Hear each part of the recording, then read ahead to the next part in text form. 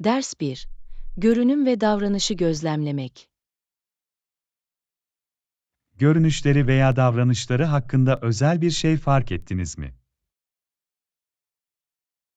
Evet, resmi kıyafetler giydiklerini ve ciddi bir konuşma yapıyor gibi göründüklerini gözlemledim.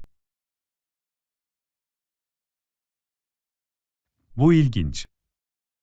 Önemli veya işle ilgili bir şeyi tartışıyor olabileceklerini gösteriyor. Ayrıca konuşmaları boyunca göz teması sürdürdüklerini ve aktif dinleme ve katılımı gösterdiklerini fark ettim. Göz teması gerçekten etkili iletişimin çok önemli bir yönüdür. Dikkat gösterir ve bireyler arasında bir bağlantı kurar. Ayrıca vücut dilleri açık ve rahat görünüyordu. Bu da aralarında rahat bir ilişki düzeyi gösteriyor. Beden dili, bir kişinin duyguları ve niyetleri hakkında çok şey ifade edebilir. Açık bir duruş genellikle yaklaşılabilirlik ve samimiyet anlamına gelir. Ek olarak, lesleri etkileyici ve canlıydı. Noktalarını vurguladı ve konuşmalarına vurgu ekledi.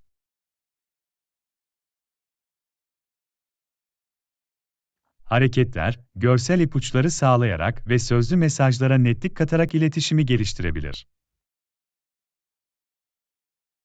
Ayrıca ara sıra anlaşarak başlarını salladıklarını ve belirli noktalarda karşılıklı anlayışlarını ve anlaşmalarını gösterdiklerini fark ettim.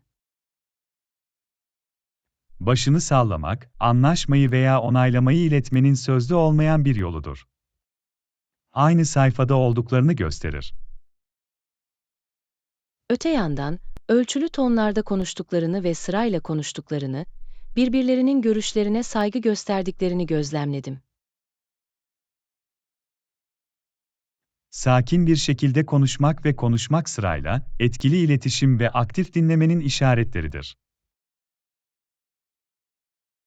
Dahası, dengeli bir konuşma sürdürüyor gibiydi ve birbirlerine düşüncelerini ifade etmeleri için eşit fırsatlar sağladı. Dengeli bir konuşma, her iki tarafında aktif olarak katkıda bulunma ve katılma şansına sahip olmasını sağlar. Son olarak, yüz ifadeleri ciddi ve odaklanmış görünüyordu. Bu da önemli veya yoğun bir konuyu tartıştıklarını düşündürdü. Yüz ifadeleri, bir kişinin duygularını ve bir sohbete katılım düzeyini ortaya çıkarabilir. Genel olarak, görünüşleri ve davranışları profesyonellik, aktif katılım ve etkili iletişim becerilerini gösterdi. Başkalarını gözlemleyerek ne kadar öğrenebileceğimiz büyüleyici. Bu ayrıntılara dikkat etmek, insanların etkileşimleri hakkında değerli bilgiler sağlayabilir. Kesinlikle. Başkalarını gözlemlemek, sosyal dinamikleri anlamamıza ve kendi iletişim becerilerimizi geliştirmemize yardımcı olabilir. Bu nedenle, bir dahaki sefere halka açık bir ortamda olduğunuzda, insanların görünüşünü ve davranışlarını gözlemlemek için bir dakikanızı ayırın. İlginç bilgiler edinebilirsiniz. Kesinlikle. Gözlem becerilerinizi geliştirmenin ve sözel olmayan ipuçlarına daha fazla uyum sağlamanın mükemmel bir yoludur. Başkalarını gözlemlemek değerli bir öğrenme deneyimi olabilir. Dikkat etmeyi ve çevremizden öğrenmeyi alışkanlık haline getirelim. Kabul ettim. Gözlemci olarak, insan davranışı anlayışımızı geliştirebilir ve kendi kişiler arası becerilerimizi geliştirebiliriz. Kesinlikle, Anna. Çevremizdeki dünyayı gözlemlemeye ve öğrenmeye devam edelim. Ders 2. Yemek pişirmede otantik lezzet. Evet, otantik tat için demir hindi ezmesini ve balık sosunu kaçırmayın. Tamamen katılıyorum. Demir hindi ezmesi ve balık sosu, birçok geleneksel tarifte temel bileşenlerdir. herhangi bir ikame ile kopyalanması zor olan benzersiz bir lezzet profili eklerler. Demirhindi ezmesi keskin ve hafif tatlı bir tat verirken, balık sosu yemeklere tuzlu bir umami aroması getirir. Otantik tadı elde etmek için onları doğru oranlarda kullanmak önemlidir. Kesinlikle. İkisi arasındaki denge, istenen lezzet profilini elde etmek için çok önemlidir. Çok az demir hindi ezmesi keskinlik eksikliğine neden olurken, çok fazla balık sosu yemeği aşırı tuzlu hale getirebilir. Doğru dengeyi bulmak, deney yapmayı ve kişisel tercihlere göre ayarlamayı gerektirir.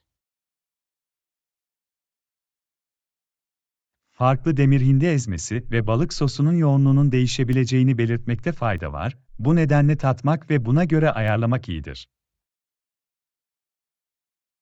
Gerçekten de. Daha küçük bir miktarla başlamak ve gerekirse kademeli olarak daha fazlasını eklemek her zaman iyi bir fikirdir. Ayrıca, hazırladığınız belirli yemeği düşünün. Bazı tarifler diğerlerinden daha güçlü bir demir hindi veya balık sosu aroması gerektirebilir. Bu doğru. Tarif yönergelerine uymak ve tat tercihlerinize göre ayarlamalar yapmak önemlidir.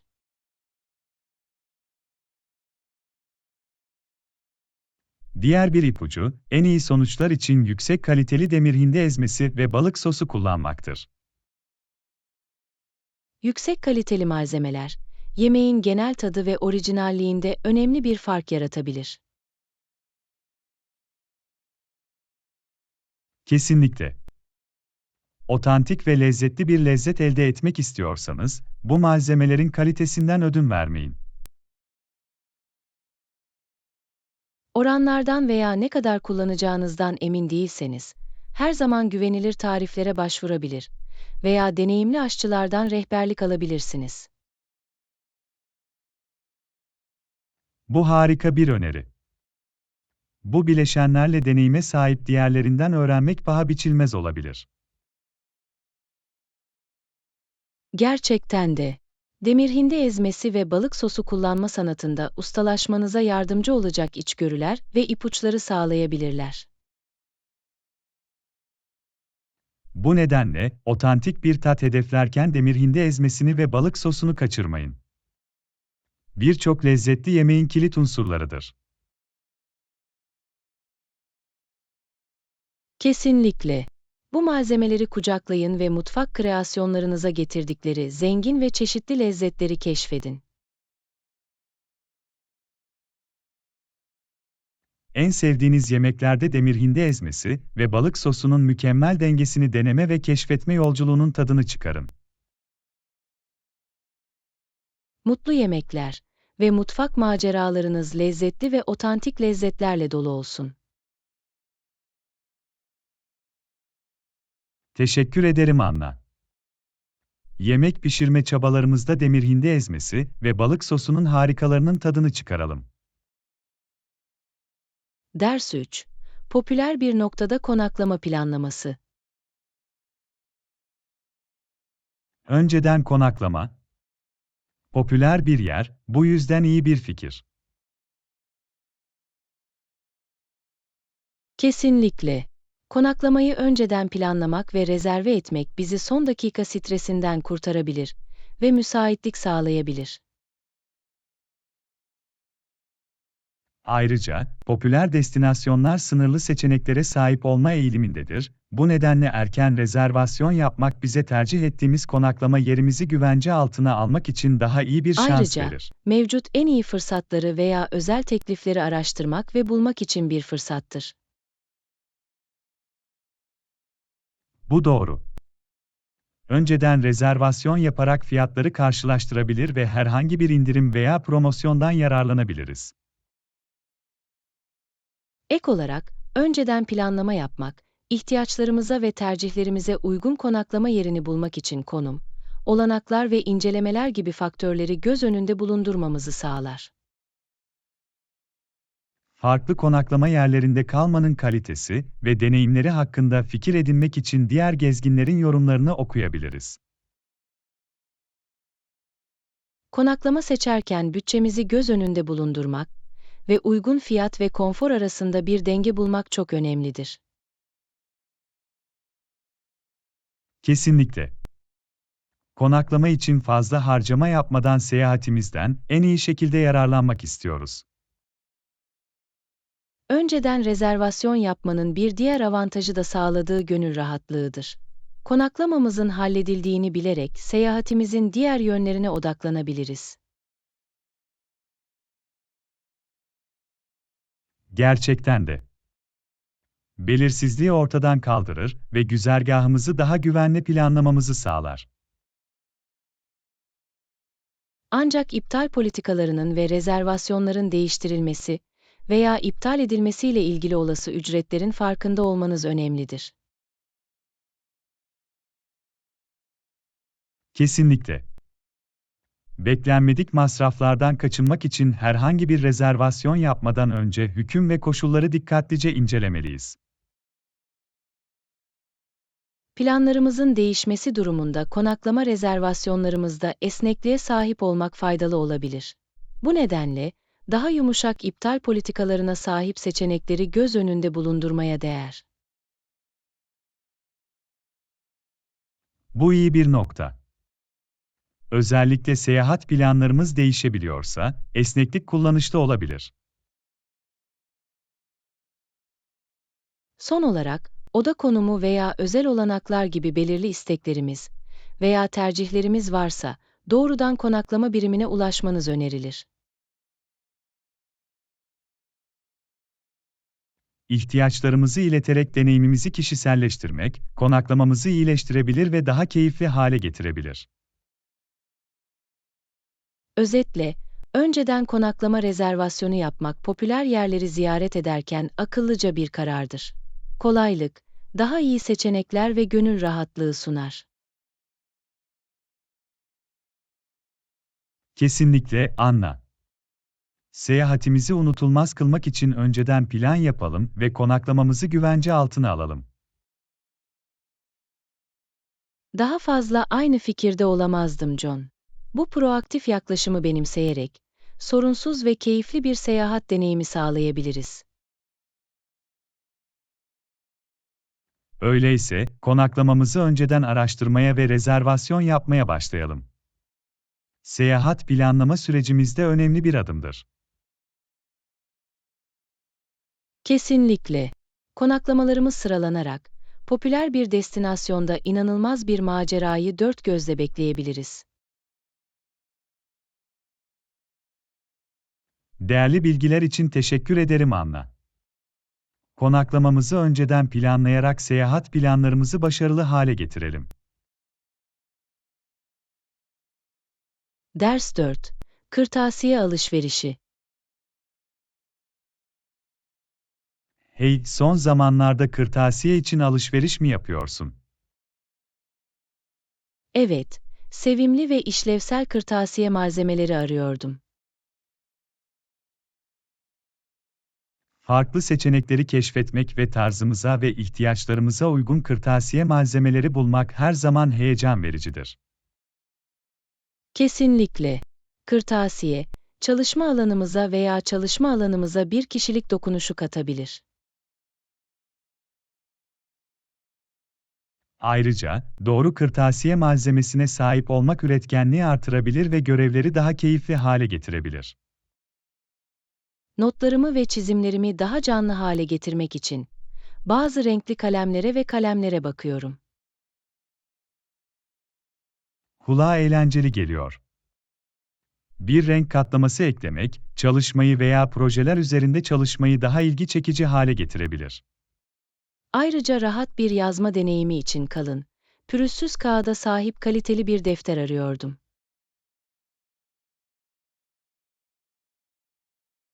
Üzerine yazmak için iyi hissettiren ve farklı kalem veya kalem türlerini kanamadan işleyebilen bir not defteri bulmak önemlidir. Katılıyorum.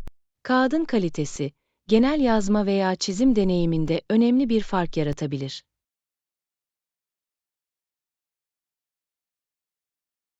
Aramanız sırasında benzersiz veya yenilikçi kırtasiye ürünleriyle karşılaştınız mı? Evet, sevimli hayvanlar şeklinde yapışkanlı sayfa işaretleri buldum. Önemli sayfaları düzenlemek ve işaretlemek için mükemmeldirler. Bunlar kulağa çok hoş geliyor. İşlevsel ve sevimli kırtasiye işleri daha keyifli hale getirebilir ve işimize veya çalışma rutinimize bir tuhaf dokunuşu katabilir. Kesinlikle. Günlük hayatımızda fark yaratabilecek küçük detaylardır. Her şeyi düzenli tutmak için herhangi bir kırtasiye organizatörü veya depolama çözümü düşündünüz mü? Evet, kalemlerimi ve diğer küçük kırtasiye malzemelerimi düzgün bir şekilde düzenlemek için kompakt bir masa düzenleyicisi arıyordum. Her şeyi düzenli tutmak, dağınıklıksız bir çalışma alanı oluşturmanıza yardımcı olabilir ve ihtiyacımız olanı bulmayı kolaylaştırabilir. Tamamen katılıyorum. İyi organize edilmiş bir kırtasiye koleksiyonu yaratıcılığa ve verimliliğe ilham verebilir. Ayrıca, normal mağazalarda bulunmayabilecek benzersiz kırtasiye buluntuları için çevrimiçi mağazaları veya yerel özel mağazaları kontrol etmeye değer. Bu harika bir fikir. Farklı kaynakları keşfetmek, gizli mücevherleri keşfetmeye ve kırtasiye koleksiyonumuzu genişletmeye yol açabilir. Aşırı harcamaları önlemek için kırtasiye alışverişiniz için bir bütçe belirlemeyi unutmayın. Akıllıca tavsiye. Dışarıdaki tüm harika kırtasiye seçeneklerine kapılmak kolaydır. Gerçekten de. Bir bütçe belirleyerek, maliyemize dikkat ederken alışveriş deneyiminin tadını çıkarabiliriz. Hatırlatma için teşekkürler John. Kırtasiye tutkumuza düşkün olmak ile finansal olarak sorumlu olmak arasında bir denge kurmak önemlidir. Hoş geldin, Anna. Kırtasiye alışverişinizin tadını çıkarın ve çalışma alanınızı geliştirmek için mükemmel eşyaları bulabilir misiniz? Teşekkür ederim John. Size de mutlu alışverişler. Yeni kırtasiye hazinelerini keşfetmenin sevincini kucaklayalım. Kesinlikle, Anna. Kırtasiye koleksiyonumuzu tarzımızın bir yansıması ve günlük işlerimizde bir ilham kaynağı haline getirelim. Ders 5. Kalış süresini planlama. Ne kadar kalacaksın? Bir hafta kalmayı planlıyoruz. Bölgeyi keşfetmek ve seyahatimizin tadını çıkarmak için makul bir süre gibi geliyor. Evet, bir hafta bize ana cazibe merkezlerini ziyaret etmek ve daha rahat bir deneyim yaşamak için yeterli zaman vermelidir. Kalış süresini belirlerken yapmak istediğimiz aktiviteleri ve ziyaret etmek istediğimiz yerleri göz önünde bulundurmak önemlidir. Kesinlikle. Gezmek, yerel mutfağı denemek ve kendimizi kültüre dalmak için yeterli zaman ayırmalıyız. Ayrıca seyahatimiz sırasında kendiliğinden maceralar ve beklenmedik keşifler için biraz yer bırakmaya değer. Bu doğru. Planlanmamış deneyimlere açık olmak heyecan katabilir ve seyahatimizi daha unutulmaz kılabilir. Ancak, kalış süresine karar verirken evdeki programlarımıza ve taahhütlerimize de dikkat etmeliyiz. Evet, tatilimizin tadını çıkarmak ile günlük rutinlerimize sorunsuz bir geçiş sağlamak arasında bir denge kurmak önemlidir. Keşfetmek istediğimiz daha fazla yer veya denemek istediğimiz aktiviteler olduğunu fark edersek, konaklamamızı uzatmayı her zaman düşünebiliriz. Bu iyi bir nokta. Seyahat planlarımızda esnekliğe sahip olmak, uyum sağlamamıza ve zamanımızdan en iyi şekilde yararlanmamıza izin verebilir. Öte yandan, hedefin sunduğu şeyleri deneyimlemek için bir haftanın yeterli olduğunu düşünüyorsak, orijinal planımıza bağlı kalabiliriz. Kesinlikle. Doğru dengeyi bulmak ve tercihlerimize ve önceliklerimize göre kararlar almakla ilgilidir.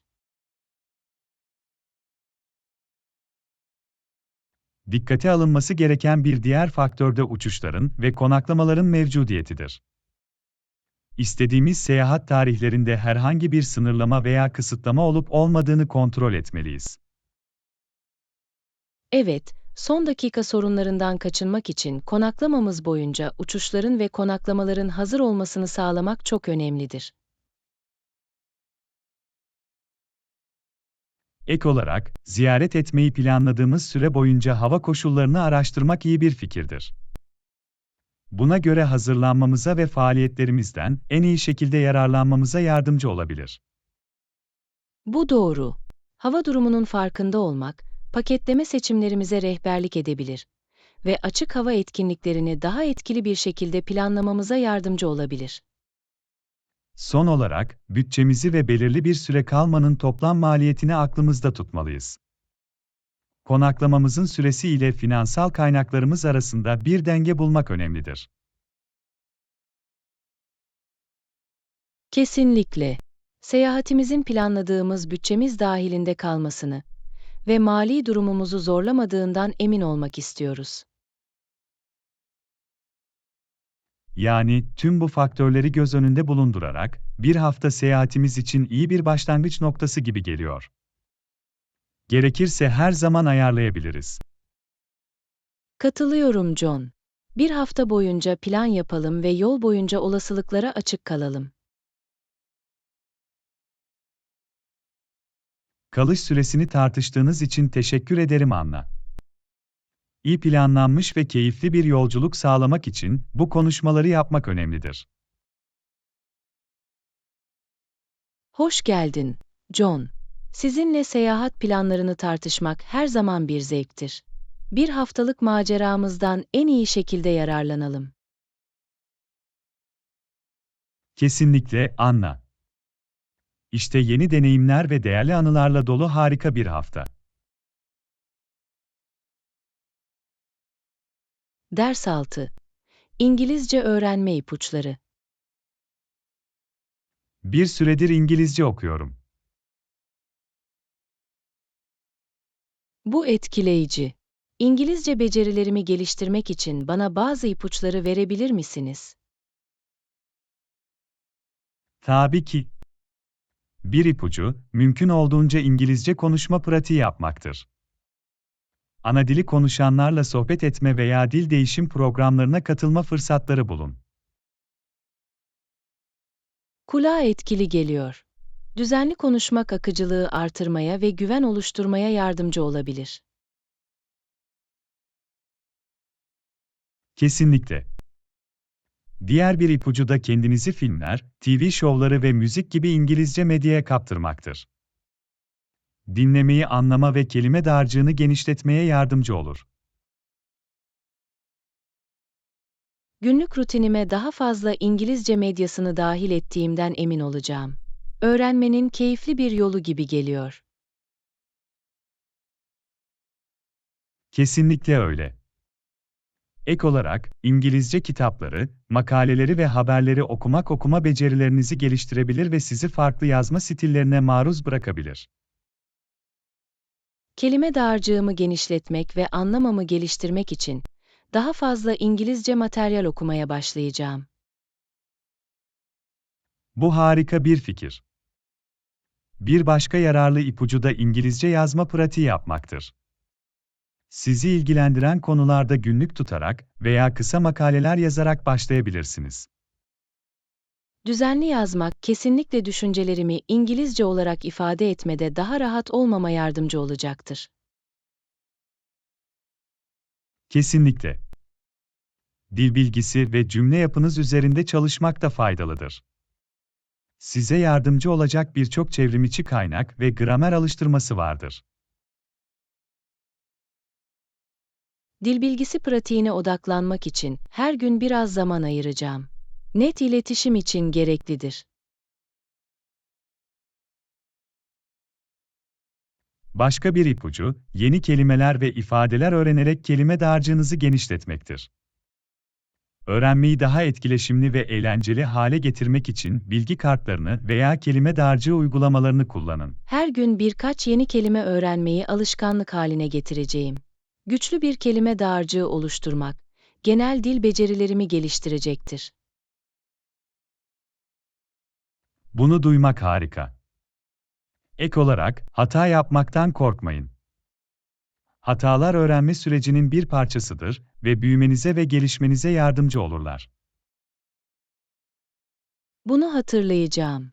Hataları öğrenme fırsatları olarak benimsemek ve beni cesaretlendirmelerine izin vermemek önemlidir.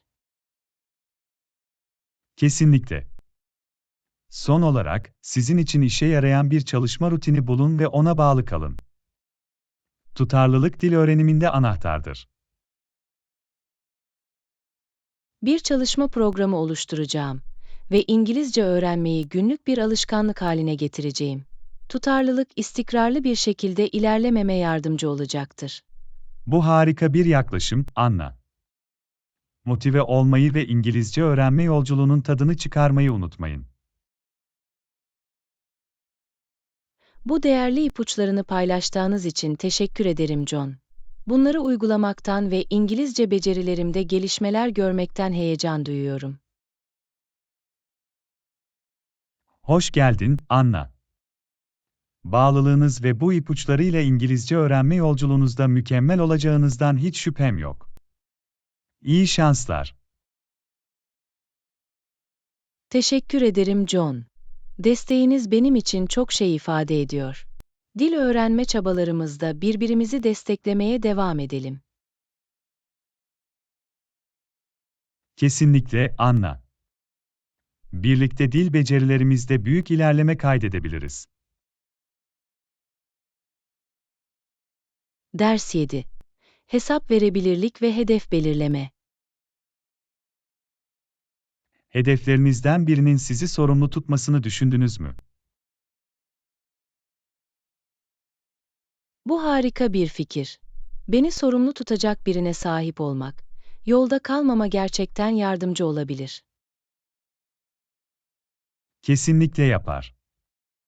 Hedeflerinizi biriyle paylaştığınızda, ilerlemenizi kontrol edebilir ve destek ve teşvik sağlayabilirler. Sorumlu kalmama yardımcı olabilecek güvenilir bir kişi bulduğumdan emin olacağım. Hedeflerime ulaşmada önemli bir fark yaratabilir. Bu akıllıca bir karar. Belirli ve ölçülebilir hedefler belirlemek de önemlidir. Net hedefleriniz olduğunda, ilerlemenizi izlemek daha kolay hale gelir. Ulaşabileceğim gerçekçi ve ölçülebilir hedefler koyduğumdan emin olacağım. Bana bir yön ve motivasyon duygusu verecek. Kesinlikle. Hedeflerinizi daha küçük, yönetilebilir görevlere ayırmak da faydalıdır. Genel hedefi daha az ezici ve daha ulaşılabilir hale getirir. Hedeflerimi daha küçük görevlere ayırmak pratik bir yaklaşım gibi geliyor. Odaklanmamı ve adım adım ilerleme kaydetmemi sağlayacak.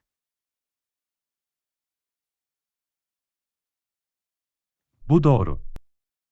Ek olarak, hedeflerinizi düzenli olarak gözden geçirmek ve değerlendirmek önemlidir. İlerlemenizi yansıtmak, gerekli ayarlamaları veya revizyonları yapmanızı sağlar. İlerlememi değerlendirmek ve gerekli değişiklikleri yapmak için düzenli kontroller planlayacağım. Hedeflerimle uyumlu kalmamı sağlar. Bu harika bir uygulama. Başka bir ipucu, yol boyunca kilometre taşlarını kutlamaktır. Başarılarınızı kabul etmek motivasyonunuzu artırabilir ve ilham almanızı sağlayabilir. Dönüm noktalarımı kutladığımdan emin olacağım. Ne kadar küçük görünseler de. Kaydettiğim ilerlemeyi kabul etmek önemlidir. Kesinlikle. Destekleyici bir ortam oluşturmak da faydalıdır. Kendinizi hedeflerinize ulaşmanız için cesaretlendiren ve ilham veren insanlarla çevreleyin. Yolculuğumda beni motive edebilecek olumlu ve destekleyici bireylerle çevrelemek için çaba sarf edeceğim. Bu harika. Bir başka değerli ipucu, zorluklarla veya aksiliklerle karşılaştığınızda bile disiplinli ve hedeflerinize bağlı kalmaktır. Kendime bağlılığımı hatırlatacağım ve zorluklar karşısında dirençli kalacağım. Vazgeçmemek ve ilerlemeye devam etmek önemlidir. Ruh bu. Son olarak, gerektiğinde yardım istemekten korkmayın. Başkalarından rehberlik veya tavsiye istemek değerli bilgiler sağlayabilir ve engellerin üstesinden gelmenize yardımcı olabilir. İhtiyacım olduğunda yardım için ulaşmayı hatırlayacağım. İlgi alanlarımda tecrübesi olanlardan yardım istemek ve öğrenmek sorun değil. Bu akıllıca bir yaklaşım anla. Unutmayın, hesap verebilirlik ve hedef belirleme el ele gider.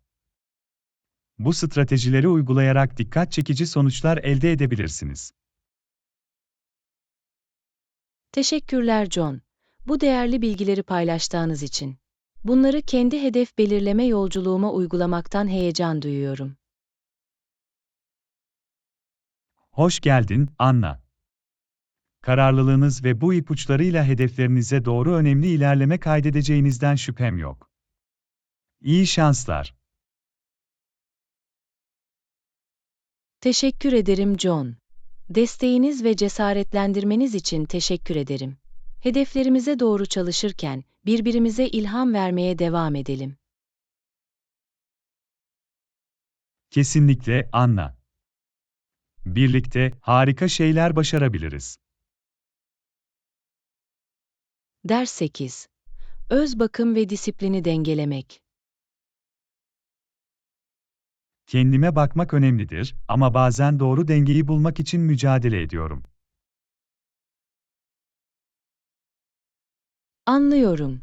Günlük hayatımızda disiplini korurken öz bakıma öncelik vermek önemlidir. Kesinlikle. İstekleri gidermek ve sıkı çalışmalarımız için kendimizi ödüllendirmek için ara sıra ikramların gerekli olduğuna inanıyorum. Daha fazla aynı fikirde olamazdım. Ara sıra kendimize hoşgörü vermek, hedeflerimizle sağlıklı bir ilişki sürdürmemize yardımcı olabilir. Ancak, bu ikramların aşırı olmasına veya ilerlememizi rayından çıkarmamasına izin vermemek çok önemlidir. Kesinlikle. Konu kendimizi tedavi etmek söz konusu olduğunda ılımlılık anahtardır. Sağlıklı bir denge bulmakla ilgilidir. Bedenlerimizi dinlemek ve taahhütlerimizde disiplinli kalırken kendimize ihtiyacımız olanı vermek önemlidir. Bu doğru. Öz farkındalık, gerçekten ne zaman bir tedaviye ihtiyacımız olduğunu ve ne zaman kısıtlama uygulamanın en iyi olduğunu belirlemede önemli bir rol oynar. Öz disiplin uygulamak kendimizi mahrum etmek anlamına gelmez. Uzun vadeli hedeflerimizde uyumlu bilinçli seçimler yapmak anlamına gelir. Katılıyorum. Genel refahımızı ve ilerlememizi destekleyen kasıtlı kararlar vermekle ilgilidir. Ek olarak, istekleri gidermek için alternatif yollar bulmak yardımcı olabilir. Daha sağlıklı seçenekleri keşfetmek, hedeflerimizden ödün vermeden keyif sağlayabilir. Bu harika bir nokta. Daha sağlıklı alternatifleri keşfetmek, daha dengeli ve dikkatli bir şekilde şımartmamızı sağlar. Öz bakımın tedavilerin ötesine geçtiğini hatırlamak da önemlidir. Dinlenme, rahatlama ve bize neşe getiren aktivitelere öncelik vermek eşit derecede önemlidir. Kesinlikle. Öz bakım, fiziksel, zihinsel ve duygusal refahımız da dahil olmak üzere hayatımızın çeşitli yönlerini kapsar. Öz bakım ve disiplin arasında doğru dengeyi bularak, daha tatmin edici ve sürdürülebilir bir yaşam tarzı sürdürebiliriz. Daha fazla aynı fikirde olamazdım. Kişisel gelişimimize ve özlemlerimize bağlı kalırken, kendimizi beslemekle ilgilidir. Kesinlikle. Sürekli bir kendini keşfetme ve kendini geliştirme yolculuğudur. Bu dengeyi bulmak, ihtiyaçlarımız ve koşullarımız değiştikçe kendini düşünme ve uyarlanabilirlik gerektirir. Ve pratikle, genel refahımızı destekleyen öz bakım ve disiplin ile sağlıklı bir ilişki geliştirebiliriz. Teşekkürler John. Bu önemli konuyu tartıştığın için. Hayatımızda hem öz bakıma hem de disipline öncelik vermenin bir hatırlatıcısıdır. Hoş geldin, Anna. Bu konuları sizinle birlikte keşfetmek bir zevk. Bu dengeyi bulmaya ve bu yolculukta birbirimizi desteklemeye devam edelim. Ders 9. Ulaşım seçeneklerini keşfetme. Şehir içi ulaşımı düşünüyordum. Bu konudaki düşüncelerin neler? Dikkate alınması gereken önemli bir husus. Toplu taşıma genellikle dolaşmak için güvenilir bir seçenektir. Bunu bilmek güzel. Toplu taşıma genel olarak erişilebilir ve uygun mu? Evet, toplu taşıma sistemleri, yolcuların ihtiyaçlarını karşılamak ve şehirler içinde seyahat etmek için uygun bir yol sunmak için tasarlanmıştır. Bu güven verici. Programlar ve rotalar iyi bakımlı ve verimli mi? Toplu taşıma yetkilileri, işe gidip gelenler için sorunsuz ulaşım sağlamak için güvenilir programlar ve verimli rotalar sürdürmeye çalışmaktadır. Bunu duymak harika. Peki ya maliyet? Toplu taşıma uygun mu? Toplu taşıma ücretleri genellikle özel ulaşım seçeneklerine kıyasla daha ekonomiktir. Bu da onu birçok kişi için uygun maliyetli bir seçim haline getirir. Bu önemli bir avantaj. Toplu taşıma hizmetlerinin sıklığına ne dersiniz? Toplu taşıma hizmetleri genellikle düzenli programlarla ve sık aralıklarla çalışır ve gidip gelenlerin gün boyunca uygun seçeneklere sahip olmasını sağlar. Bu toplu taşıma araçlarına güvenenler için uygundur. Toplu taşıma araçlarını kullanmanın başka faydaları var mı? Kesinlikle. Toplu taşıma trafik sıkışıklığını azaltır, karbon emisyonlarını azaltır ve daha sürdürülebilir bir ulaşım modunu teşvik eder. Bu harika. Çevre üzerindeki olumlu etkisini görmek harika. Toplu taşıma kullanmanın dezavantajları var mı?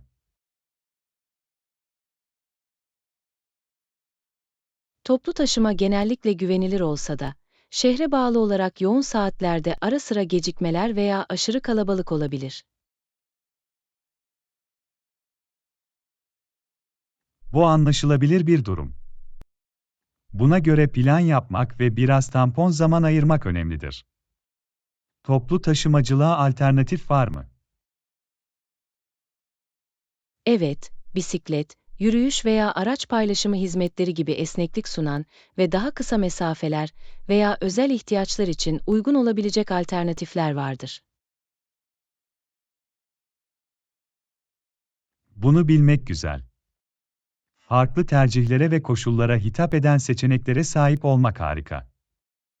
Toplu taşıma araçlarını etkili bir şekilde kullanmak için herhangi bir ipucu var mı? Rotalarınızı planlamak, programları önceden kontrol etmek ve herhangi bir güncelleme veya aksaklıktan haberdar olmak, toplu taşıma ile daha sorunsuz bir deneyim sağlamanıza yardımcı olabilir. Bu yararlı bir tavsiye. Hazırlıklı olmak ve bilgilendirilmek her zaman iyidir. Bu görüşleri paylaştığın için teşekkürler, Anna. Hoş geldin, John. Bazı bilgiler verebildiğim için mutluyum. Toplu taşıma, şehirlerde gezinmenin güvenilir ve verimli bir yolu olabilir. Kesinlikle, Anna. Kentsel yaşamın önemli bir yönüdür ve mevcut seçenekleri anlamak bilinçli seçimler yapmamıza yardımcı olur. Ders 10. Şehirde gezinmek. Affedersiniz, trafik ışıklarında sola dönüp yürümeye devam edersem buradan ne kadar uzakta olduğunu söyleyebilir misiniz? Elbette, bu rotayı takip ederseniz buradan yaklaşık 10 dakikalık yürüme mesafesindedir. Teşekkür ederim. Yol basit mi, yoksa dikkat etmem gereken herhangi bir yer var mı? Yol nispeten basittir.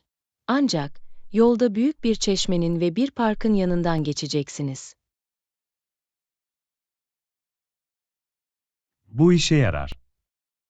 Bilmem gereken başka önemli yerler var mı?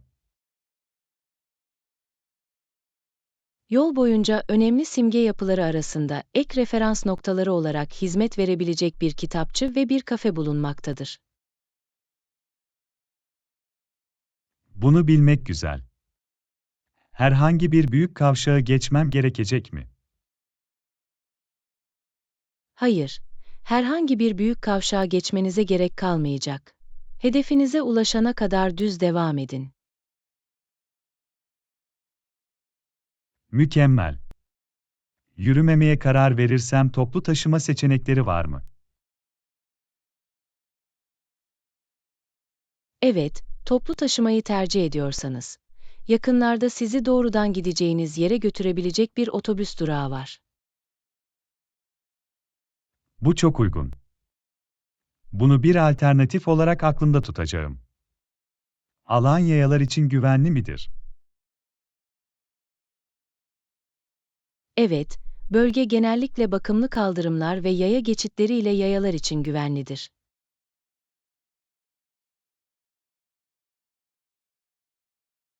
Bu güven verici.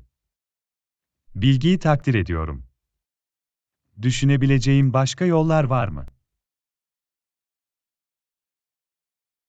Daha canlı ve hareketli bir atmosferi tercih ediyorsanız, alışveriş bölgesinden geçen alternatif bir rota var. Kulağa ilginç geliyor. Bu yol ne kadar sürer? Alışveriş bölgesinden alternatif rotayı kullanmak, genel seyahat sürenize fazladan 5 dakika ekleyecektir. Anlıyorum.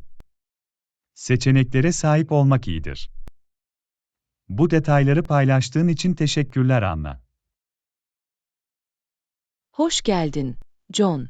Sana yardımcı olabildiğime sevindim. Başka sorunuz varsa, sormaktan çekinmeyin. Yardımın için minnettarım.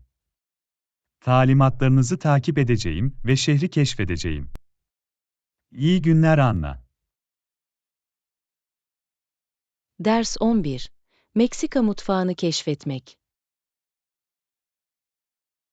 Meksika yemekleri harika. Taco ve guacamole severim. Katılıyorum John. Meksika mutfağı, keyifli lezzetler ve yemekler sunar. Tacolar çok yönlüdür. Keşfedilecek sonsuz dolgu ve sos kombinasyonları var. Bu doğru. Carne asada gibi geleneksel seçeneklerden ızgara sebzeler gibi vejetaryen seçeneklere kadar herkes için bir şeyler var. Ve guacamole'yi unutmayalım. Tortilla cipsleri için mükemmel kremsi ve lezzetli bir sos. Kesinlikle. Avokado, limon suyu, soğan ve kişniş kombinasyonu ferahlatıcı ve keskin bir tat yaratır. Partilerde ve toplantılarda her zaman kalabalığı memnun eder. Diğer popüler Meksika yemekleri nelerdir? Meksika mutfağı, enchiladas, chiles rellenos ve tamales gibi çeşitli lezzetli yemekler sunmaktadır. Enchiladas harika. Tortillaya sarılmış ve lezzetli sosta boğulmuş yumuşak et veya peynirin kombinasyonu karşı konulamaz. Doldurulmuş ve dövülmüş biber olan chiles rellenos, tatmin edici bir tat ve doku karışımı sunar. Yumuşak masa hamuru ve lezzetli dolguları ile tamales gerçek bir rahatlatıcı yemektir. Kesinlikle. Meksika mutfağı, çeşitli malzemelerin zengin ve canlı lezzetlerini kutluyor.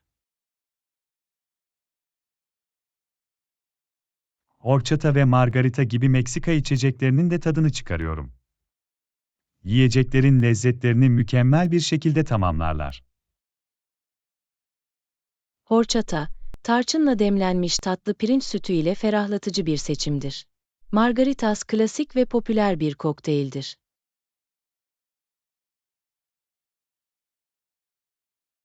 Meksika mutfağı gerçekten çok çeşitli mutfak lezzetlerine sahiptir. Asla etkileyemeyen bir mutfak. Gerçekten, John. Meksika mutfağının lezzetlerini ve yemeklerini keşfetmek keyifli bir mutfak macerasıdır. Meksika yemeklerine olan sevgiyi paylaştığımıza sevindim. Bu lezzetlerle kendinizi şımartmak her zaman bir zevktir. Kesinlikle, John. Meksika mutfağı, asla hayal kırıklığına uğratmayan bir lezzet hazinesidir. Meksika mutfağının harikalarını keşfetmeye ve tadını çıkarmaya devam edelim. Yapmaya değer bir yolculuk. Ders 12. Motive olmak. Anla, günlük hayatında nasıl motive oluyorsun? Belirli hedefler belirlemenin motive olmama ve odaklanmama yardımcı olduğunu görüyorum. Bu harika bir yaklaşım. Hedeflerinizi nasıl tanımlarsınız? Hedeflerimin spesifik, ölçülebilir, ulaşılabilir, alakalı ve zamana bağlı, SMART hedefleri olduğundan emin oluyorum. SMART hedefleri gerçekten etkilidir. İlerlemenizi nasıl takip ediyorsunuz? İlerlememi izlemek ve yol boyunca kilometre taşlarını kutlamak için bir günlük tutuyorum. Veya dijital araçlar kullanıyorum. Bu iyi bir fikir. Aksilikler veya engellerle nasıl başa çıkıyorsunuz? Aksiliklerle karşılaştığımda kendime büyük resmi hatırlatıyorum ve zorlukların üstesinden gelmenin yollarını buluyorum. Bu esnek bir zihniyet. Odaklanmak için herhangi bir stratejiniz var mı? Odaklanmak ve ivmeyi korumak için daha büyük hedefleri daha küçük, yönetilebilir görevlere ayırıyorum. Kulağa pratik geliyor. Hedeflerinize ulaştığınız için kendinizi nasıl ödüllendiriyorsunuz? Kendimi keyif aldığım bir şeyle ödüllendiriyorum. Kendime en sevdiğim bir yemeği ikram etmek veya boş zaman etkinliğine katılmak gibi. Motive olmak için harika bir yol bu. Paylaşmak için başka ipuçlarınız var mı? Kendimi destekleyici ve benzer düşünen bireylerle çevrelemek, motive olmama ve hesap verebilir kalmama yardımcı oluyor. Bu değerli bir ipucu. Uzun vadeli hedefler üzerinde çalışırken nasıl motive olursunuz? Kendime uzun vadeli vizyonumu hatırlatıyorum ve motive ve kararlı kalmak için ilerlememi periyodik olarak gözden geçiriyorum. Bu yararlı bir strateji. Monotonluk veya tekrarlama ile karşı karşıya kaldığınızda nasıl motive olursunuz? İşleri ilginç tutmak ve motive kalmak için görev içinde çeşitlilik katmanın veya kendime meydan okumanın yollarını bulmaya çalışıyorum. Bu yaratıcı bir yaklaşım. Zorlu zamanlarda nasıl motive olursunuz? Zorlu zamanlarda öz bakıma odaklanıyorum. Olumlu onaylamalar uyguluyorum ve başkalarından ilham alıyorum. Bu motivasyonu korumak için önemlidir. Motive olmaya dair son düşünceleriniz var mı? Motivasyonun dalgalanabileceğini unutmayın. Ancak hedefler belirleyerek, ilerlemeyi takip ederek ve kendinizi ödüllendirerek yolda kalabilirsiniz. Görüşlerini paylaştığın için teşekkürler, Anna. Bu ipuçları da motive olmama yardımcı olacak. Hoş geldin, John. Yardım edebildiğime sevindim. Unutmayın, motive kalmak bir yolculuktur ve harika şeyler başarabilirsiniz. Teşvik ettiğin için minnettarım Anna. Birbirimizin başarıya giden yolculuğunu desteklemeye devam edelim. Ders 13. Marka tercihlerini yapma. Anna, alışveriş söz konusu olduğunda özel marka tercihiniz var mı? Evet, John. Ürünleri seçerken genellikle organik seçenekleri tercih ederim. Bu harika. Organik markalara yönelmenizi sağlayan nedir? Organik markalar, değerlerimle uyumlu doğal içerikler ve sürdürülebilir tarım uygulamalarını kullanmaya öncelik veriyor. Bu anlaşılabilir bir durum. Tercih ettiğiniz organik markalar var mı? Organik ürünler, süt ürünleri ve kişisel bakım ürünleri gibi farklı ürünler için birkaç favori organik markama var. Güvenilir markalara sahip olmak iyidir. Yeni markaları denerken nasıl karar veriyorsunuz? Yeni markalar denerken organik sertifikalar arıyorum. Yorumları okuyorum ve kişisel tercihlerimi ve değerlerimi dikkate alıyorum. Bu düşünceli bir yaklaşım. Hala tercih ettiğiniz organik olmayan markalar var mı? Çoğunlukla organik seçenekleri tercih etsem de, ihtiyaçlarımı karşılayan belirli ürünler için güvendiğim birkaç organik olmayan marka var. Bu anlaşılabilir bir durum. Karar verme sürecinizde marka itibarı ne kadar önemlidir? Marka itibarı karar verme sürecimde önemli bir rol oynuyor. Güçlü bir kalite ve şeffaflık geçmişine sahip markalara değer veriyorum.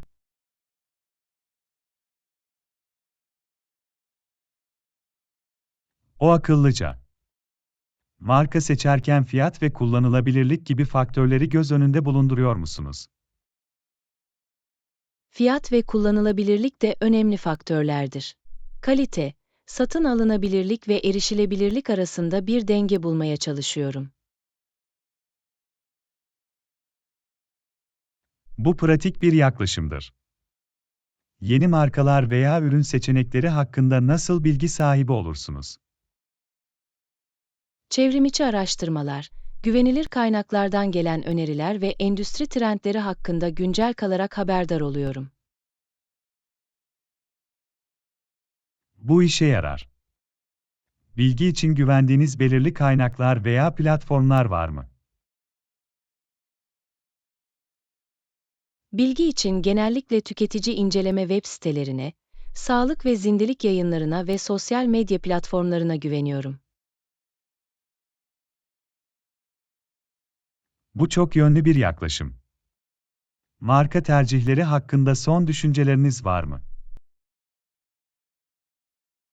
Marka tercihleri kişisel değerlere, ihtiyaçlara ve deneyimlere göre değişebilir. Yaşantınıza uygun markalar bulmak önemlidir.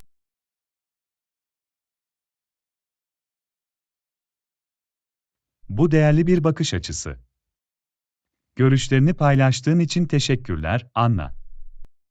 Bana kendi marka tercihlerim için bazı fikirler verdi. Hoş geldin, John. Yardım edebildiğime sevindim. Marka seçimleri yaparken sizin için en önemli olanlara öncelik vermeyi unutmayın. Tavsiyene minnettarım, Anna. Değerlerimizle uyumlu bilinçli seçimler yapmaya devam edelim. Ders 14. Evcil hayvanın ihtiyaçlarını karşılamak. Anna, evcil hayvanının ihtiyaçlarını karşılamayı nasıl öğreniyorsun?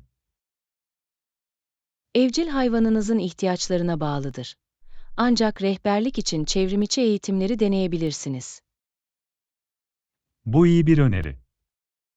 Evcil hayvan bakımı eğitimleri için önerdiğiniz belirli kaynaklar veya platformlar var mı? YouTube ve evcil hayvan bakımı web siteleri genellikle evcil hayvan bakımının çeşitli yönleri için yararlı eğitimlere ve kılavuzlara sahiptir. Bu çok uygun. Hangi eğitimleri takip edeceğinizi nasıl belirlersiniz? Saygın, diğer evcil hayvan sahiplerinden olumlu geri bildirimler alan ve uzman tavsiyesiyle uyumlu eğitimler arıyorum. O akıllı bir yaklaşım. Evcil hayvanınızın ihtiyaçlarını karşılamak için çevrimiçi eğitimleri yeterli buluyor musunuz? Çevrimiçi eğitimler iyi bir temel sağlar. Ancak kişiselleştirilmiş tavsiyeler için veteriner hekimlere veya deneyimli evcil hayvan sahiplerine de danışıyorum. O akıllıca. Güvenilir çevrimiçi eğitimler bulmak için herhangi bir ipucunuz var mı? Saygın kuruluşlar, veteriner hekimler veya deneyimli evcil hayvan bakımı uzmanları tarafından oluşturulan eğitimleri arayın. Bu yararlı bir ipucu. Evcil hayvan bakımı bilgileri için güvendiğiniz başka kaynaklar var mı? Çevrimiçi eğitimlere ek olarak, kitaplara, evcil hayvan dergilerine de atıfta bulunuyorum ve mevcut olduğunda yerel evcil hayvan bakımı atölyelerine katılıyorum. Bu kapsamlı. Eğitimlerden gelen bilgileri evcil hayvanınıza nasıl uyarlarsınız? Evcil hayvanımın benzersiz ihtiyaçlarını göz önünde bulunduruyorum ve bilgileri kendi özel gereksinimlerine göre uyarlamak için profesyonellere danışıyorum. Kişiselleştirilmiş bakım sağlamak için bu önemlidir. Yeni evcil hayvan bakımı bilgilerinden nasıl haberdar olursunuz? Güvenilir evcil hayvan bakımı yayınlarını takip ediyorum. Seminerlere katılıyorum ve haberdar olmak için çevrimiçi evcil hayvan bakımı topluluklarıyla etkileşim kuruyorum. Bu proaktif bir yaklaşımdır. Evcil hayvanın ihtiyaçlarını karşılamayı öğrenmek konusunda son düşünceleriniz var mı? Her evcil hayvanın farklı olduğunu unutmayın. Bu nedenle mümkün olan en iyi bakımı sağlamak için gözlemlemek, öğrenmek ve uyum sağlamak önemlidir.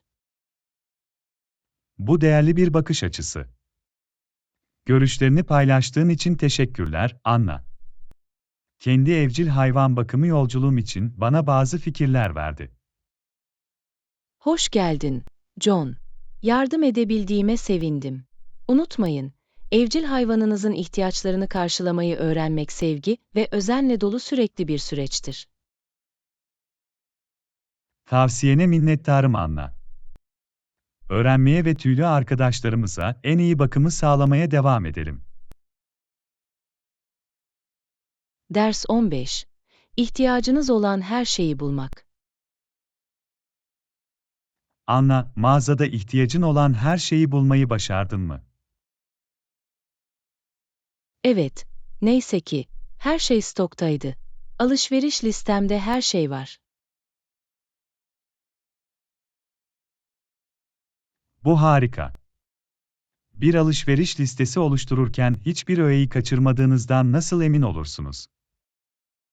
Genellikle yemeklerimi önümüzdeki hafta için planlarım ve stoklarımı yeniden doldurmam gerektiğini görmek için kilerimi kontrol ederim. Bu pratik bir yaklaşımdır. Alışveriş listenizi belirli bir şekilde düzenliyor musunuz? Mağazada gezinmeyi kolaylaştırmak için alışveriş listemi ürün, süt ürünleri, etler ve kiler ürünleri gibi kategorilere göre düzenliyorum. Bu verimli.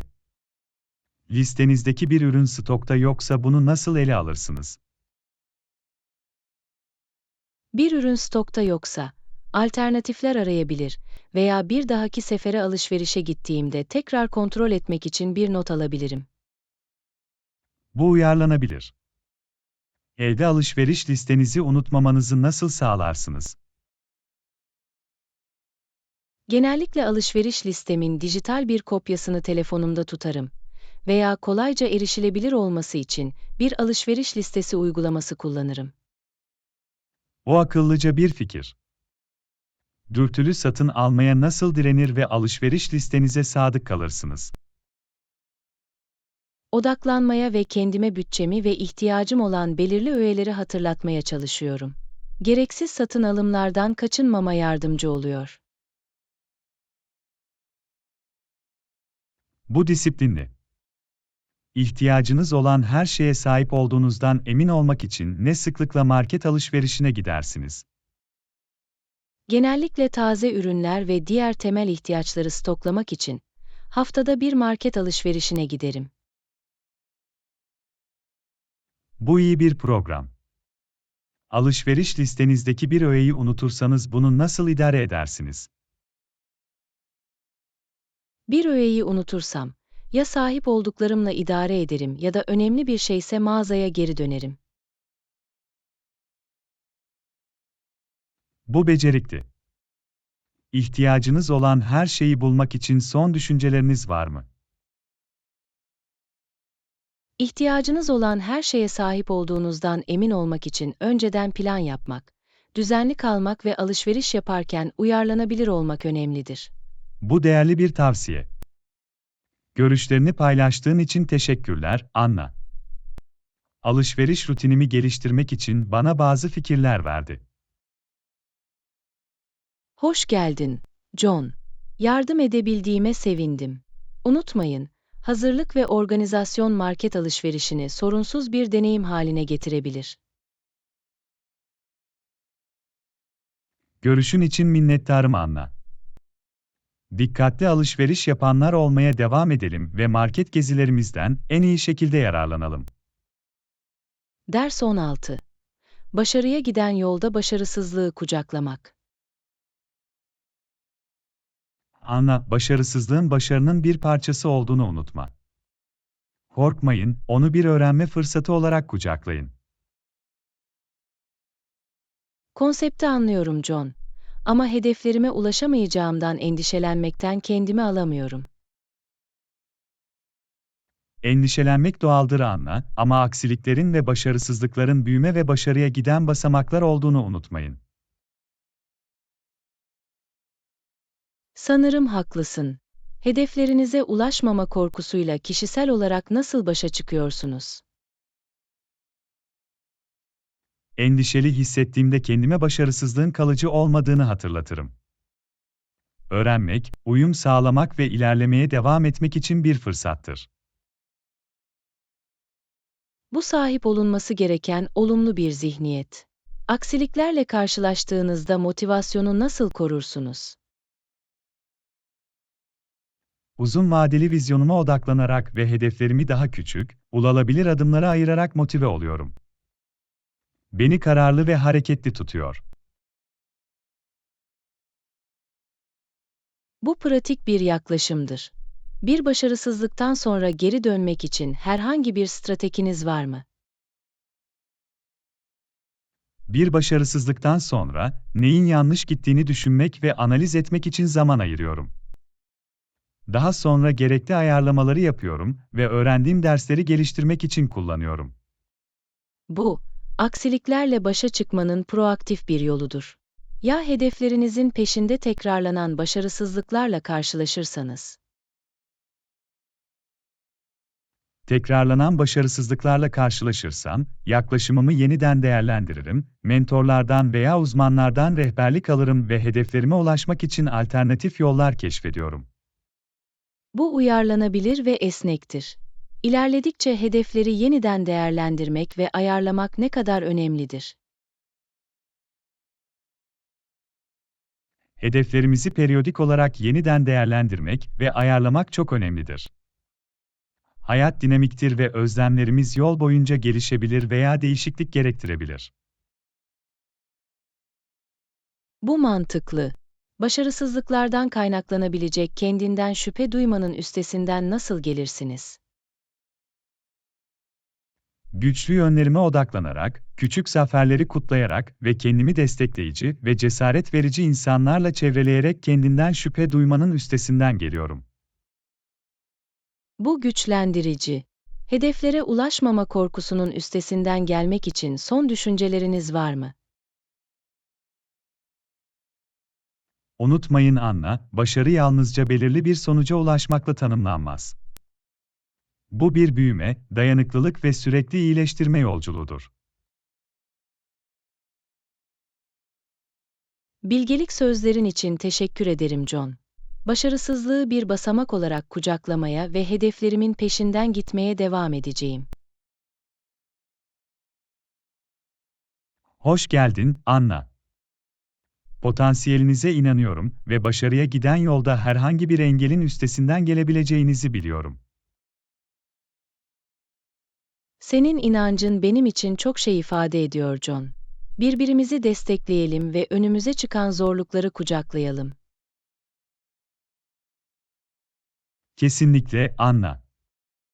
Birlikte korkularımızı yenebilir ve harika şeyler başarabiliriz. Ders 17. Müşteri çekiciliği için ürün yelpazesini genişletmek. Anna, bir düşüncem vardı. Mağazada ürün yelpazemizi genişletmek hakkında ne düşünüyorsunuz? Bu iyi bir fikir gibi geliyor John. Daha fazla müşteri çekmemize ve daha geniş bir seçenek yelpazesi sunmamıza yardımcı olabilir. Katılıyorum. Mevcut seçimimize hangi ürünleri eklemeyi düşünmemiz gerektiğini düşünüyorsunuz? Farklı tercihlere hitap etmek için özel çaylar, zanaatkar hamur işleri ve hatta sağlıklı alın ve git atıştırmalıklar sunmayı keşfedebiliriz. Bunlar harika öneriler. Ürün yelpazesini genişletmenin müşterilerimize nasıl fayda sağlayacağını düşünüyorsunuz? Çok çeşitli ürünler sunarak, müşterilerimizin benzersiz zevklerini ve tercihlerini daha iyi karşılayabilir ve genel deneyimlerini geliştirebiliriz. Bu doğru. Ürün yelpazesini genişletmenin yeni müşteriler de çekeceğini düşünüyor musunuz? Kesinlikle, John. Daha geniş bir seçim ile daha geniş bir müşteri tabanına hitap edebilir ve belirli ürünler arayanları çekebiliriz. Bu mantıklı. Müşterilerimize yeni ürünler sunmaya nasıl yaklaşırsınız? Popüler eğilimleri ve tercihleri belirlemek için pazar araştırması yaparak başlayabilir ve ardından hedefli pazarlama kampanyalarıyla kademeli olarak yeni ürünler tanıtabiliriz. Bu stratejik bir yaklaşımdır. Yeni ürünlerin kalitesinin mevcut standartlarımıza uygun olmasını nasıl sağlayacağız? Yüksek standartlarımızı korumak için saygın tedarikçilerle ortaklık yapabilir, kalite kontrolleri yapabilir ve müşterilerimizden geri bildirim alabiliriz. Bu tutarlılık için önemlidir. Yeni ürünleri fiyatlandırırken hangi faktörleri göz önünde bulundurmalıyız? Üretim maliyetleri, piyasa talebi, rakip fiyatlar gibi faktörleri göz önünde bulundurmalı ve fiyatlandırmanın sunulan değerle uyumlu olmasını sağlamalıyız. Bu kapsamlı bir yaklaşımdır. Ürün yelpazemizi genişletmek için son düşünceleriniz var mı? Uyumlu bir müşteri deneyimi sağlamak için çeşitlilik sunmak ve temel ürünlerimize odaklanmayı sürdürmek arasında bir denge kurmak önemlidir. Katılıyorum Anna. Müşterilerimize daha da iyi bir kahve dükkanı deneyimi sunmak için genişlemeyi dikkatlice planlayalım ve uygulayalım. Ders 18. Cumartesi günü buluşma planlama. Anna, bu hafta sonu buluşmaya ne dersin? Cumartesi benim için iyi çalışıyor. Peki ya sen? Kulağa mükemmel geliyor John. Cumartesi günü de boşum. Hangi saati tercih ederdin? Öğleden sonra buluşmaya ne dersiniz? Bu zaman dilimi sizin için işe yarıyor mu? Evet, öğleden sonra benim için de işe yarıyor. Akşamın ikisinde diyelim mi? Saat 2:00 kulağa hoş geliyor. Nerede buluşmak istersin? Şehir merkezindeki yeni kafede buluşmaya ne dersiniz? Rahat bir ambiyansı ve harika yorumları var. Kulağa hoş bir seçim gibi geliyor. Cumartesi günü saat 2'de şehir merkezindeki kafede buluşalım. Katılıyorum John. Bunu takvimimde not edeceğim. Yakalamayı dört gözle bekliyorum. Ben de Anna. Sohbet etmek ve birlikte biraz zaman geçirmek harika olacak. Cumartesi görüşürüz. Görüşürüz John. Cumartesi buluşana kadar harika bir gün geçirin. Sen de Anna. Kendine iyi bak ve yakında görüşürüz. Ders 19. Tartışmaya devamlama. Anna, konuşmamız gereken bazı önemli konular var. Devamlı mıyız? Kesinlikle, John. Çözüm bulmaya ve bu konuları ele almaya devam edelim. Öncelikle satışların düşmesi konusunu ele almamız gerekiyor. Rakamlarımızı geliştirmek için hangi fikirleriniz var? Bir fikir, müşteri geri bildirimlerini analiz etmek ve ürün ve hizmetlerimizde iyileştirilecek alanları belirlemektir. Bu iyi bir başlangıç noktası. Ek olarak, yeni müşterilere ulaşmak için hedefli pazarlama kampanyaları uygulamayı düşünebiliriz. Kabul ettim. Ayrıca fiyatlandırma stratejimizi değerlendirmeli ve rekabetçi kalmak için ayarlamalara ihtiyaç olup olmadığını değerlendirmeliyiz. Mükemmel nokta. Tartışmamız gereken bir diğer konu da iç süreçlerimizi düzene sokmaktır. Onları nasıl daha verimli hale getirebiliriz? Darboğazları ve verimsizlik alanlarını belirlemek için bir iç denetim yapabilir ve ardından süreç iyileştirmeleri uygulayabiliriz.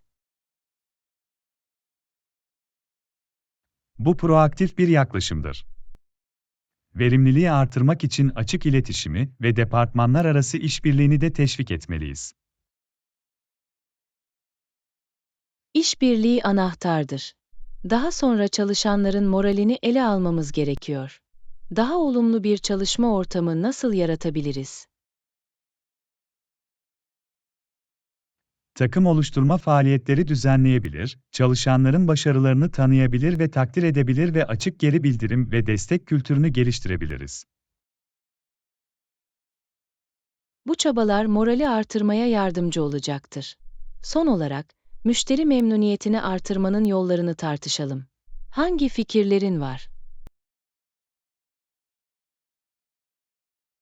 Müşteri hizmetleri eğitimine yatırım yapabilir, etkileşimlerimizi kişiselleştirebilir ve değerli müşterilerimizi ödüllendirmek için bir sadakat programı uygulayabiliriz. Harika öneriler. Müşteri memnuniyetine öncelik vermek çok önemlidir. Tekliflerimizi sürekli iyileştirmek için geri bildirim topladığımızdan emin olalım. Kesinlikle, Anna. Bu konuları ele alarak ve düşünceli çözümler uygulayarak zorlukların üstesinden gelebilir ve başarıya ulaşabiliriz. Daha fazla aynı fikirde olamazdım John. Etkili stratejiler bulmak ve işimizi ileriye taşımak için birlikte çalışalım. Katkıların için teşekkürler Anna. Bu önemli konuları ele alırken içgörüleriniz ve fikirleriniz paha biçilmezdir. Teşekkür ederim John. Liderliğiniz ve işbirliğiniz için minnettarım. Hedeflerimiz için çalışmaya devam edelim. Aslında, Anna, birlikte engelleri aşacağız ve olumlu değişimi sağlayacağız. Ders 20. Hafif paketleme ve yerel mutfağı keşfetme. Anna, gelecek seyahatimi planlıyorum. Şığı paketlemek için herhangi bir ipucunuz var mı? Kesinlikle, John. Bir ipucu, bir kontrol listesi yapmak ve karıştırılıp eşleştirilebilen çok yönlü giyim eşyalarını paketlemektir. O akıllı bir yaklaşım. Peki ya tuvalet malzemeleri ve kişisel eşyalar? Seyahat boyutunda banyo malzemelerini tercih edin ve bagajınızda yer ve ağırlıktan tasarruf etmek için varış noktanızdan gerekli malzemeleri satın almayı düşünün. İyi öneri. Elektronik ve aletleri paketleme konusunda herhangi bir tavsiyeniz var mı? Sadece gerekli elektronik cihazları ve şarj cihazlarını getirin. Öğe sayısını en aza indirmek için çok amaçlı cihazlar kullanmayı düşünün. Bu pratik. Şimdi, yerel mutfağı keşfetmekten bahsedelim. Yeni yemekler denemek için herhangi bir ipucu var mı? Yerel mutfağı denemek söz konusu olduğunda maceracı ve açık fikirli olun. Popüler yemeklerle başlayın ve yerlilerden öneriler alın.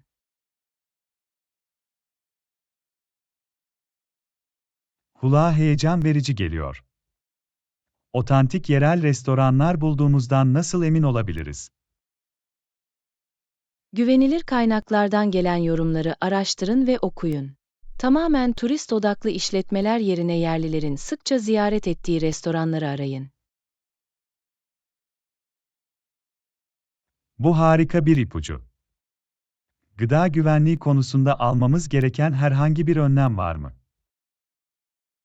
Hijyen standartlarına dikkat edin. İyi pişirilmiş yiyecekleri seçin ve gıda kaynaklı hastalık riskini en aza indirmek için şişelenmiş su için. Akılda tutulması gereken önemli noktalar. Yemek siparişi verirken dil engellerini nasıl aşabiliriz? Temel ifadeleri iletmek için bir kelime kitabı taşıyın veya çeviri uygulamalarını kullanın. Ayrıca, sözlü olmayan ipuçları ve işaret etmek yardımcı olabilir. İyi fikir. Son olarak, yerel yemek geleneklerine ve görgü kurallarına nasıl saygı gösterebiliriz? Sofra adabı ve bahşiş uygulamaları gibi yerel gelenekleri gözlemleyin ve takip edin. Mutfak ve kültür için takdir gösterin. Kültürel daldırma için bu çok önemlidir. Bu değerli ipuçları için teşekkür ederim Anna. Seyahat deneyimimi kesinlikle geliştirecekler. Hoş geldin, John. Yardım edebildiğime sevindim. Harika bir gezi yapın ve yeni yerler ve lezzetler keşfetmenin tadını çıkarın. Teşekkür ederim Anna. En iyi şekilde yararlanacağım. Döndüğümde seyahat hikayelerimi sizinle paylaşacağımdan emin olacağım. Ders 21. Akıllı alışveriş ipuçları. Anna, markete gidiyorum. Akıllı alışveriş için herhangi bir ipucunuz var mı? Kesinlikle, John. Tazeliği ve kaliteyi sağlamak için satın aldığınız ürünlerin son kullanma tarihlerini kontrol etmeyi unutmayın. Bu iyi bir hatırlatma. Fiyatları karşılaştırmaya ne dersiniz? Herhangi bir öneri var mı? Paranızın karşılığını en iyi şekilde aldığınızdan emin olmak için, farklı markalar veya boyutlar arasındaki fiyatları karşılaştırmak için zaman ayırın. Bu mantıklı. En iyi fırsatları ve indirimleri nasıl belirleyebiliriz? Satın alma işlemlerinizden tasarruf etmenize yardımcı olabilecek mağaza içi promosyonlara, satış broşürlerine ve dijital kuponlara dikkat edin. Harika ipucu. Peki ya bozulabilir eşyalar? Daha uzun süre dayanmalarını nasıl sağlayabiliriz? Son kullanma tarihlerine en uzak öğeleri arayın ve raf ömrünü uzatmak için bozulabilir öğeleri dondurmayı veya uygun şekilde saklamayı düşünün. Bunu bilmek yararlı. Alışveriş yaparken nasıl daha sağlıklı seçimler yapabiliriz? Bilinçli kararlar vermek için beslenme etiketlerini ve içerik listelerini okuyun. Taze ürünleri seçin ve tam tahıllı ve düşük şekerli seçenekleri tercih edin. İyi bir tavsiye. Dürtüsel satın alımlardan kaçınmak için herhangi bir ipucu var mı? Bir alışveriş listesi yapın ve ona bağlı kalın. Aç karnına alışveriş yapmaktan kaçının ve dürtü satın alımlarının cazibesine direnmeye çalışın. Bunu aklımda tutacağım. Ödeme sırasında yiyecekleri organize etmek için bir strateji var mı?